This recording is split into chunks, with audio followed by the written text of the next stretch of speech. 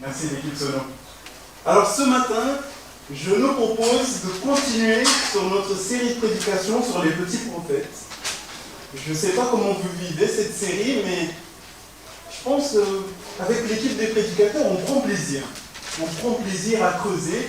Et donc ce matin, nous allons entendre ce que le prophète Agé a à nous dire. Mais avant ça, j'aimerais vous poser une seule question et j'aimerais que vous la gardiez dans votre tête. Le but, ce n'est pas là de répondre, là maintenant, mais que vous puissiez répondre pour vous-même. Et voici la question. Quelle est votre priorité aujourd'hui ?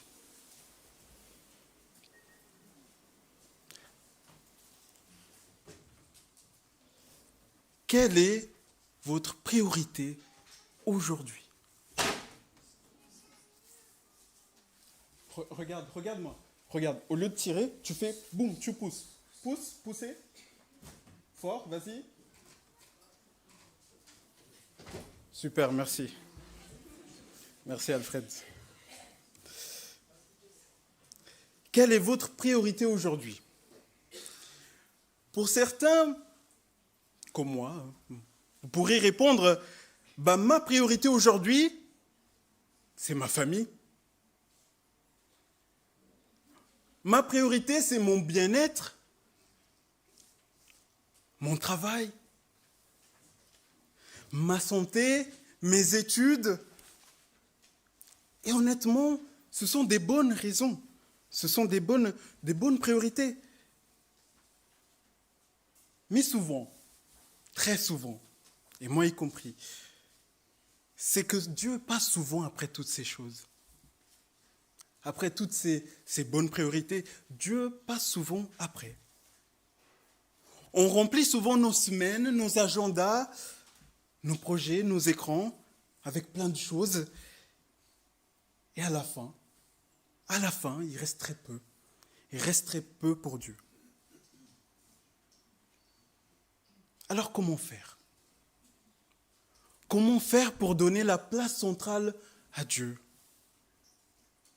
Eh bien, je crois que justement le prophète que nous allons lire aujourd'hui va nous en dire quelque chose sur ça. Comment faire ? Alors, je vous invite à lire avec moi dans Agé, chapitre 1er.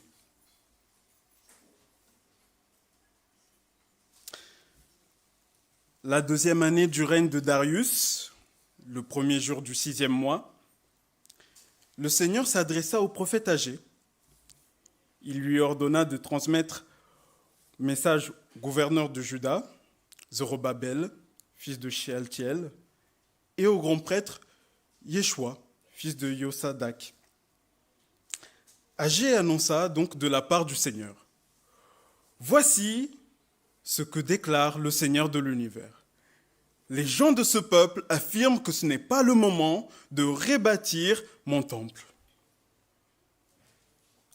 Eh bien, est-il normal que vous habitiez des maisons richement décorées alors que mon temple est en ruine ? Je vous le demande, moi, le Seigneur de l'univers, réfléchissez à ce qui vous arrive. Vous avez beaucoup semé, mais votre récolte est très faible. Vous n'avez pas suffisamment à manger pour bien vous nourrir et pas suffisamment à boire pour vous rendre gai. Vous n'avez pas assez de vêtements pour vous tenir chaud et le salaire du travailleur s'épuise aussi vite qu'une bourse percée. Je vous le répète, moi, le Seigneur de l'univers, réfléchissez à ce qui vous arrive. Montez sur les collines pour y chercher du bois et rebâtissez mon temple. Alors je serai heureux d'y recevoir l'honneur qui m'est dû. Je le déclare, moi le Seigneur. Vous avez espéré de grosses récoltes et voyez le peu que vous avez obtenu. Ce que vous a ramené chez vous, je l'ai dispersé de mon souffle. Pourquoi cela ? Je vous le demande, moi, le Seigneur de l'univers. Eh bien, c'est parce que mon temple est en ruine, alors que chacun de vous s'occupe activement de sa maison. Voilà pourquoi aucune pluie n'est tombée et rien n'a pu pousser. J'ai provoqué la sécheresse dans le pays, sur les collines, dans les champs de blé, les vignes, les plantations d'oliviers et les autres cultures. Les hommes et les bêtes en ont souffert et tout votre travail a été compromis. Zorobabel, fils de Shealtiel, le grand prêtre Yeshua, fils de Yosadak, et tous ceux qui étaient revenus d'exil prirent au sérieux les paroles du Seigneur leur Dieu, transmises par le prophète Agé. Agé remplit ainsi la mission que le Seigneur lui avait confiée, et les membres du peuple reconnurent l'autorité du Seigneur. Puis Agé, l'envoyé du Seigneur, leur délivra ce message. « Je serai avec vous, je vous le promets, moi le Seigneur. » Le Seigneur révéla le zèle de Zorobabel, le gouverneur de Juda, de Yeshua, le grand prêtre, de tous ceux qui étaient revenus d'exil. Ils se mirent au travail pour reconstruire le temple de leur Dieu, le Seigneur de l'univers, le 24e jour du 6e mois de la même année. Jusqu'ici, la parole de Dieu, je vous invite à la prière. Père Céleste, merci. Merci encore pour cette grâce que tu nous fais d'écouter ta parole. Merci parce que ta parole est vivante et qu'elle parle toujours. Elle a été certes adressée au peuple d'Israël, mais elle reste toujours pertinente pour nous. Et notre prière, c'est justement que tu nous aides à comprendre ce que tu nous veux nous dire encore aujourd'hui pour nos vies. Dispose nos cœurs et parle à travers ton serviteur. Au nom de ton Fils Jésus-Christ. Amen. Alors, je vous propose de faire une machine arrière, la machine arrière, un peu comme dans les cassettes, vous savez, on rebobine, pour bien comprendre ce que le peuple d'Israël était en train de vivre à ce moment-là. En 586, avant Jésus-Christ, les Babyloniens ont envahi Juda. Et en fait, ils ont tout détruit, y compris le temple de Juda. Pourquoi je signale le temple ? Eh bien, parce que le temple, à ce moment-là, ce n'était pas juste un bâtiment, comme ici, mais c'était quelque chose de très important. C'était le lieu où Dieu se manifestait. C'était le lieu où on venait pour rencontrer Dieu. C'était vraiment quelque chose de très important pour ce peuple-là. C'était le cœur de leur foi. Et ce qui se passe, c'est qu'après l'envahissement, eh bien, le peuple de Juda est déporté. Mais environ 40 ans plus tard, en fait, il y a un changement politique. Il y a quelque chose qui se passe. Le roi perse Cyrus vient en Babylone et bat les Babyloniens. Et il finit par autoriser, vous savez, les déportés, les Juifs, à retourner à Jérusalem pour reconstruire leur ville, pour reconstruire leur temple, le temple de Dieu. Et au début, tout va bien. Au début, tout va bien. Ils sont zélés. Vous savez, un peu, quand on est jeune et ils sont chauds, ils ont envie de bien faire, tous contents de retourner dans leur pays pour reconstruire le temple. Mais au moment où Agé nous parle, il y a quelque chose qui a changé. Dieu dit, Agé annonça donc de la part du Seigneur, « Voici ce que déclare le Seigneur de l'univers, les gens de ce peuple affirment que ce n'est pas le moment de rebâtir mon temple. » Il y a quelque chose qui a changé. C'est plus le moment pour eux.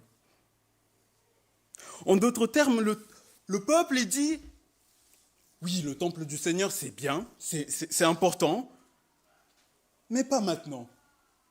Pas maintenant. Ce n'est pas le moment, on verra ça plus tard. Et pendant qu'ils disent ça, qu'est-ce qu'ils font ? En fait, ils construisent. Ils continuent de construire. Mais ils continuent de construire leur maison. Ils décorent leur maison. Font en sorte que leur maison soit confortable. Et à ce moment-là, Vous êtes d'accord avec moi que leur priorité, ce n'est plus Dieu, mais eux. Et le pire dans tout ça, c'est que, en plus de ne pas construire le temple de Dieu, eh bien, ils trouvent normal. Ça ne les dérange pas. Ils disent, Dieu comprend, ce n'est pas son timing. En fait, ils ont spiritualisé leur excuse. Comme quoi c'était Dieu qui décide. C'est comme s'ils disaient, on a prié, on a discerné, on a passé du temps dans la présence de Dieu, mais Dieu ne veut pas qu'on se lance maintenant. Et Dieu, qu'est-ce qu'il leur dit?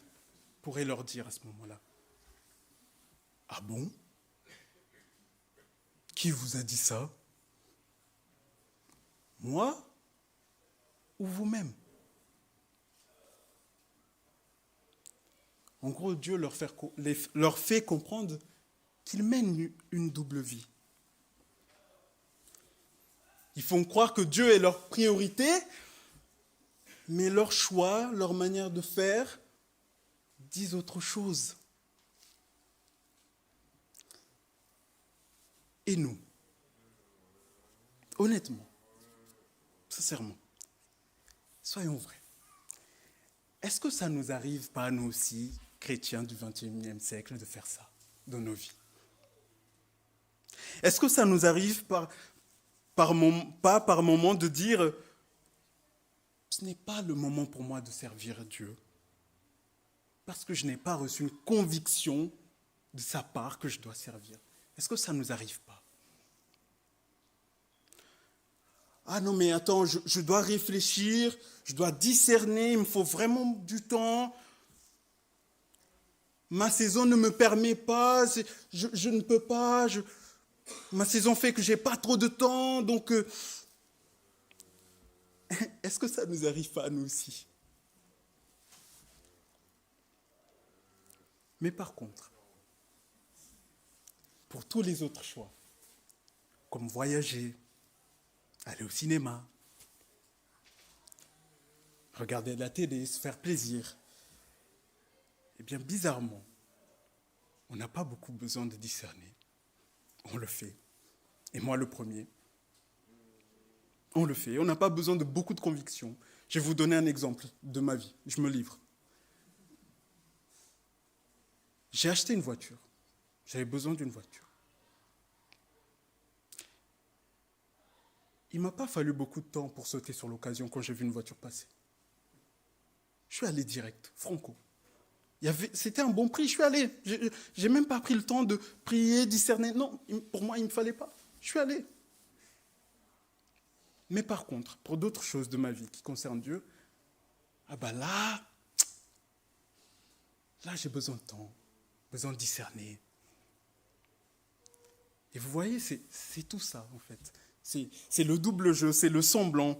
C'est ça que Dieu reproche au peuple et qui peut nous reprocher aussi. Faire semblant, en fait. Ça nous arrive aussi. Mais vous savez quoi? Ce qui est bon avec Dieu, c'est que Dieu n'est pas simplement en train de pointer du doigt nos erreurs. Il n'est pas là juste en train de reprocher ce qu'on fait de mal. Non. En fait, il veut nous enseigner.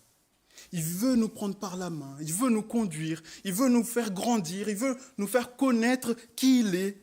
Il veut nous faire vivre mieux notre foi. Et ça, on le voit dans les Écritures, en Agé, par exemple. Et voilà comment Dieu fait, justement, pour aider ce peuple et nous avec. Au verset 5, on lit « Je vous le demande, moi, le Seigneur de l'univers, réfléchissez à ce qui vous arrive. » Réfléchissez à ce qui vous arrive. Regardez ce que ça donne quand vous me mettez en dernier.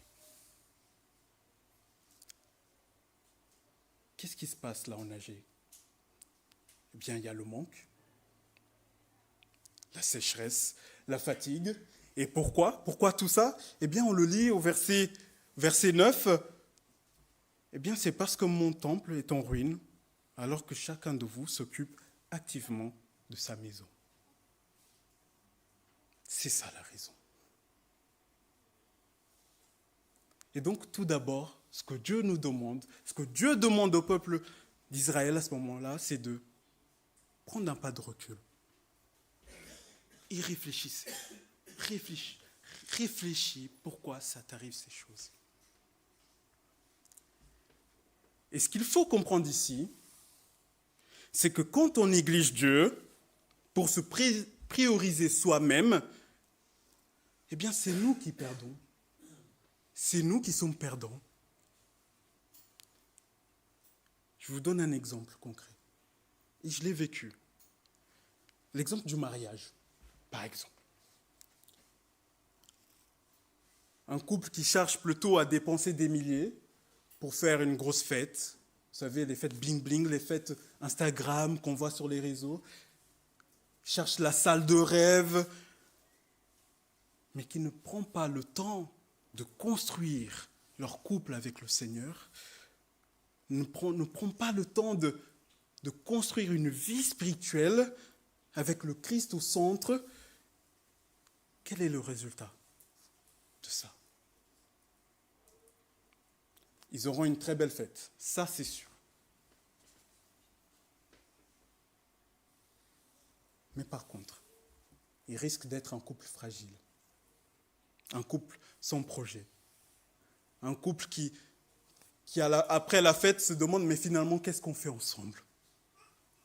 Un couple qui ne connaît pas le projet de Dieu.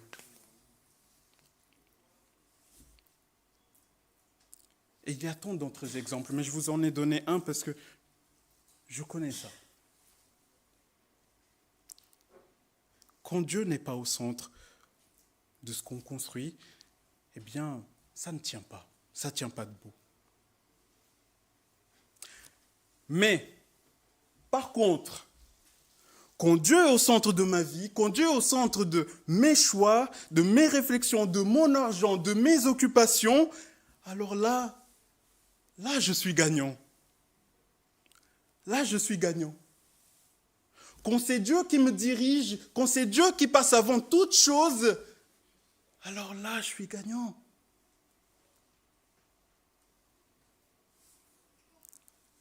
Mais je suis conscient. Peut-être vous vous dites, oui, mais quand même. Et pourquoi je dis ça? Parce que je suis comme vous. J'ai la même tête comme vous. Je suis conscient que dans notre assemblée, eh bien, il y a des gens qui sont super occupés. Et peuvent se sentir coupables en entendant ce type de paroles. Il y a aussi des gens qui ont des difficultés financières. Je sais cela.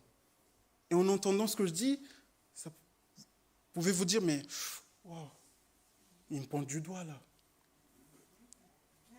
Mais en fait, comprenez-moi. Le problème n'est pas dans le fait qu'on n'a pas assez de temps ou on n'a pas assez d'argent. Le problème, c'est de vivre souvent notre vie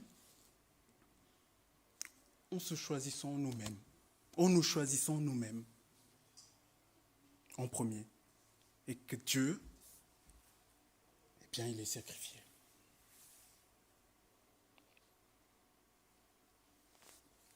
Et Dieu, face à ça, qu'est-ce qu'il dit? Eh bien, il peut dire que vous dites que je suis votre Dieu, mais je ne suis jamais votre premier choix. Jamais. Vous le dites, vous le chantez, mais est-ce que je suis vraiment votre vrai choix? Non. Mais comme je vous ai dit juste avant, j'ai la même tête que vous et je peux vous comprendre. Vous vous dites peut-être que ouais, ça peut faire peur quand même. Ça peut faire peur de laisser Dieu prendre toute la place, de faire en sorte que Dieu soit notre priorité, parce que ça demande quand même d'abandonner certaines choses. ça nous demande d'abandonner notre confort, notre temps, notre argent. Et parfois, ce qui nous retient justement de laisser Dieu prendre sa place, c'est ça, c'est la peur.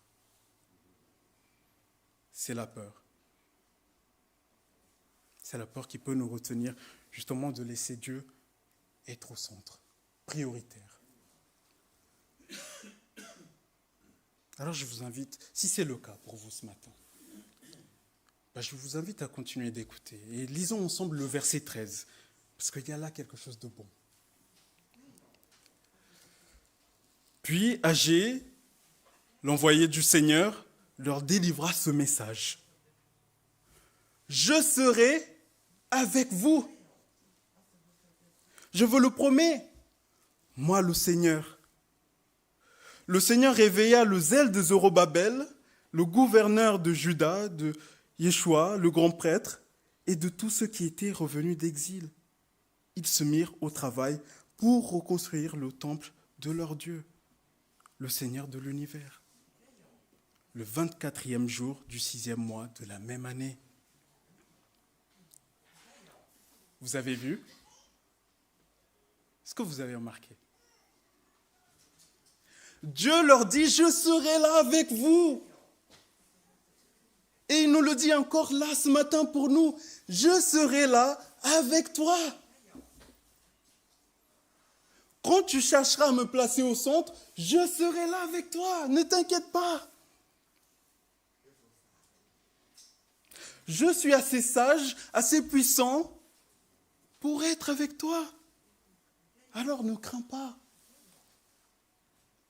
Et ce qui est intéressant, c'est que Dieu ne promet pas juste sa présence, il est aussi celui qui va rendre possible le fait de le placer en premier.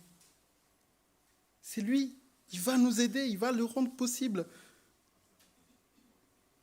Et au verset 14, on lit, c'est le Seigneur lui-même qui réveille le zèle de Zorobabel, le gouverneur de Juda. Voyez, il n'est pas en train de dire, ça y est, j'en ai marre de vous, j'en peux plus de vous. Vous n'arrêtez pas de changer, vous ne m'écoutez pas. En fait, Dieu, non, qu'est-ce qu'il fait? Eh bien, Dieu vient nous réveiller. Il vient nous réveiller peut-être par la prédication de ce matin, peut-être par un frère, mais il vient nous réveiller.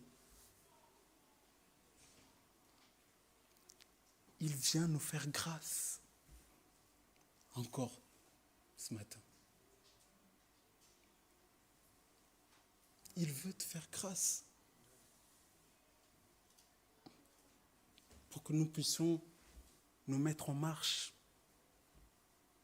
Il est celui qui vient nous réveiller de nos lits pour nous mettre en marche. Et durant la semaine, j'aimerais vous inviter à continuer de lire Agé, le chapitre 2. Il est très intéressant. Vraiment, je vous conseille, je vous encourage parce que c'est un très bon livre. Tous les autres sont bons, certes, mais vraiment, j'ai pris plaisir à le lire. Je vous invite. Parce qu'en fait, on voit qu'une fois que une fois que le peuple a mis Dieu au centre, eh bien, le peuple a été béni. On le lit au chapitre 2. La pauvreté a cessé. La famine s'est arrêtée. Plus de maladies. Mais quand même, j'ouvre quand même une parenthèse. Je ne suis pas en train de prêcher un évangile de prospérité. Je ne suis pas en train de dire que je fais ci et Dieu me donne ça, comme si j'appuie le bouton. Vous voyez, ce n'est pas ça. Ce n'est pas ce que je suis en train de dire. Ce que je veux dire, c'est que quand on met Dieu en premier, dans nos choix, dans notre temps, dans notre argent, eh bien, il fait grâce. Il fera grâce. On n'aura pas une Ferrari, ça c'est sûr. ou une Lamborghini pour ceux qui préfèrent. On n'aura pas ça. Mais par contre, on aura ce dont on aura besoin. Et ce qui est intéressant avec Dieu, c'est que Dieu donne toujours plus de ce qu'on espère. Et parfois pas que matériellement. Il donne aussi d'une autre façon. Il donne un amour que ce monde ne peut pas nous donner.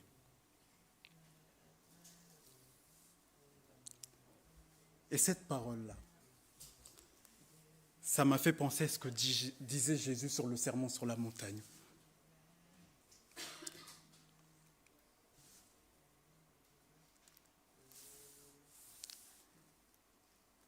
Ne vous inquiétez donc pas en disant « Qu'allons-nous manger? Qu'allons-nous boire? Qu'allons-nous nous mettre pour nous habiller ?» Ce sont les païens qui recherchent sans arrêt tout cela. Mais votre Père, qui est au ciel, sait que vous en avez besoin. Préoccupez-vous. Et vous aurez peut-être dans votre traduction « Cherchez d'abord le royaume de Dieu et de la vie juste qu'il demande. Et Dieu vous accordera aussi tout le reste. » Cherchez d'abord le royaume des cieux. Et Dieu vous accordera tout le reste. Je trouve que la parole du Christ fait encore plus sens maintenant, dans ma vie perso. Et ce qui est intéressant, c'est que ce même Christ, eh bien, il a construit un plus beau temple. Un plus beau temple que celui de Jérusalem. Et ce temple, c'est vous. C'est nous. C'est l'Église. Et l'enjeu pour nous, là, c'est justement de laisser le constructeur, prendre toute la place. De laisser le constructeur, de laisser le Christ, notre bâtisseur, régner dans nos vies. Faire de Christ notre priorité. En tout temps.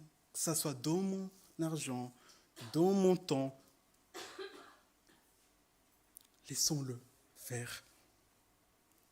Parce qu'à ce moment-là, qu'est-ce qui se passe? Bien, la gloire va se manifester. Et elle se manifeste déjà dans nos vies. Et vraiment, je vous encourage à continuer à lire d'Agé. Vraiment, dans la semaine, prenez le temps. Vous verrez, quand le peuple place Dieu au centre, eh bien la gloire se manifeste. Amen. Je vous invite à baisser vos têtes.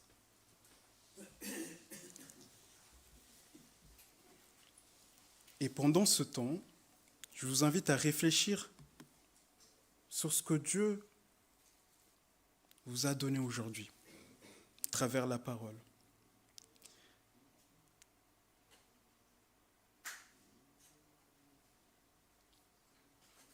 Et peut-être que là, ce matin, tu es dans cette situation où tu es consciente que Dieu n'est pas ta priorité en ce moment, mais tu aimerais de tout ton cœur, mais tu n'y arrives pas.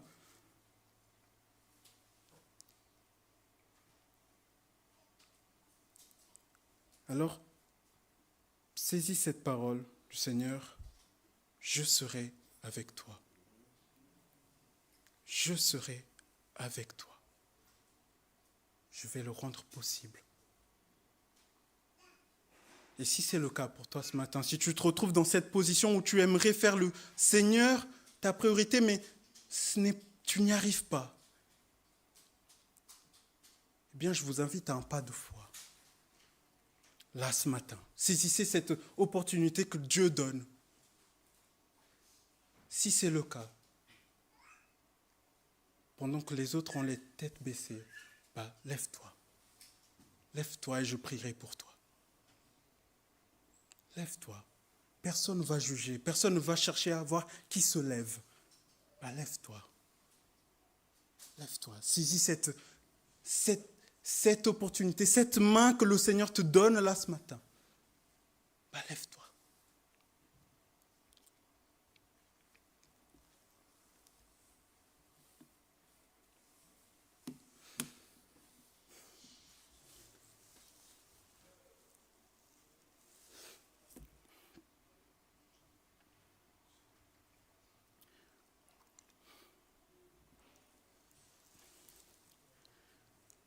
Père,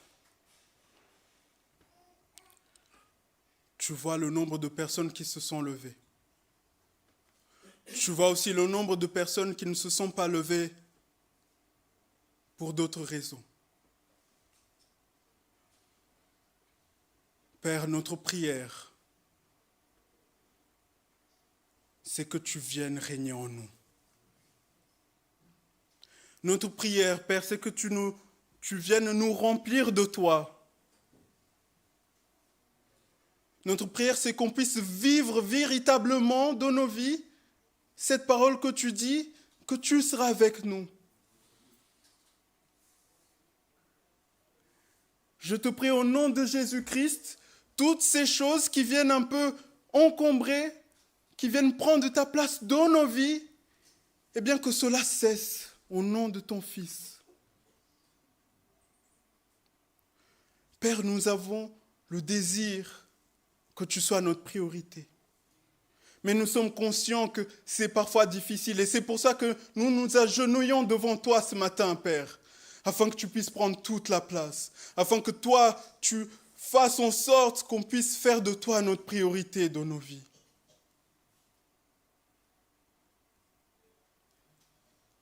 Et je te remercie d'avance parce que tu vas le faire. Que tu es déjà en train de faire dans la vie de mes frères et sœurs. Et tu le feras encore. Aide-nous aussi en tant que communauté de pouvoir nous encourager, de pouvoir nous encourager à regarder vers toi dans les décisions qu'on prend, que ce soit au niveau du bâtiment, que ce soit au niveau des décisions financières ou autres, Père, même de la vision propre. Père, je te prie que dans tous nos choix, tu sois le centre. Au nom de Jésus-Christ. Amen. Je vous invite à s'asseoir.